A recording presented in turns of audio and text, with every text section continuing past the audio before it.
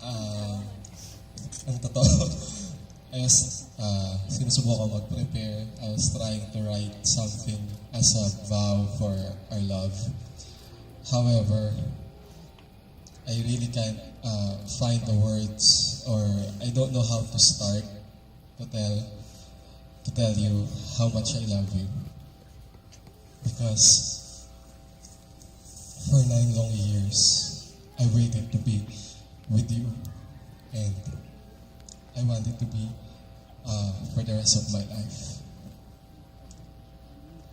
Siguro, because I can't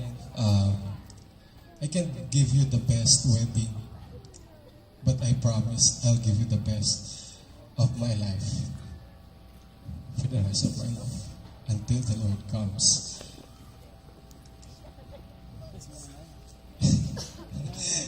Wala akong masabi.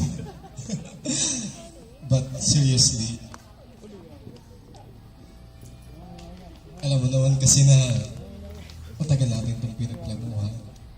Matagal natin itong pinag-isipan. And for the past weeks and days, napakaraming problema ang dinadaanas natin para lang ituloy ang kasal. But I know God is helping us.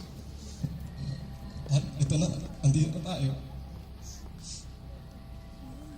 At masabi ko lang, kahit ano pang dumating, kahit anong dumating, kahit ibigay ko yung buhay ko para sa ibigay ko. Dahil gano'n kakahalaga ng kasal. Gano'n kita ng mahal.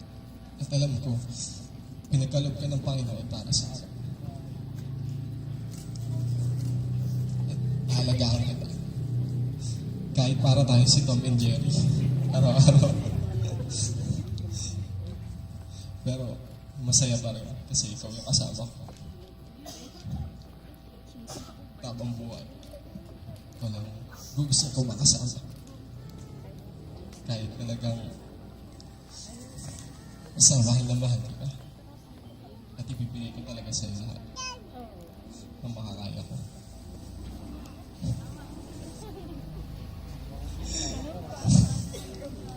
Hindi ko na alam. Basta, mahal na mahal kita. Para sa akin, sapat na yun. Kung sa'yo, hindi pa. Ibibigay ko pa. Hindi lang 100%, kundi 200. Yun lang. I love you.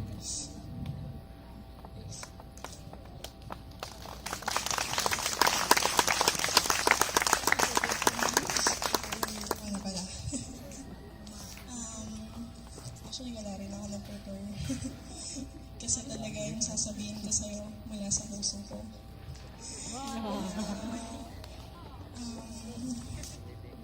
Alam ko na pinagkaloob ka sa akin ni Lord na kahit anong gawin kong pagsuko, kahit anong gawin kong pagtanggi, talagang binigay ka ni Lord sa akin. Na sobra talaga yung pagmamahal mo, simula pa nung nagkakilala tayo hanggang ngayon, hindi nagbago. Hindi mo ako binigyan ng kahit anong para mag-away tayo. Hindi ka tumingin kahit kanino, yung mata mo sa akin lang. Kaya ganyan. Kaya ganyan. Talagang every time na inaaway kita, lahat ng mga friends ko kampi sa'yo, hindi ko alam kung bakit. Talagang yung pagmamahal mo na hindi ka sumusuko sa akin, na lagi na lang sasabihin mo na mamahalin na lang kita ng mamahalin. Sobra akong thankful kay Lord kasi napakapalad ko na binigay ka niya sa akin. Na sobra kitang mahal, na kahit binibigay mo sa akin.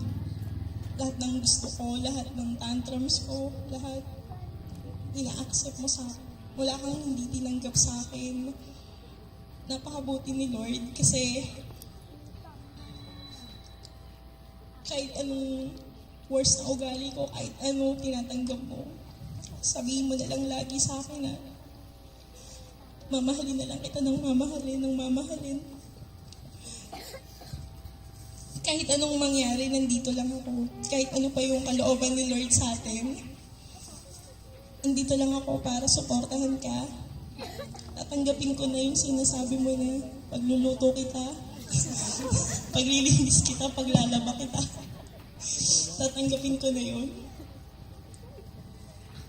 Dahil mahal na mahal kita. I love you.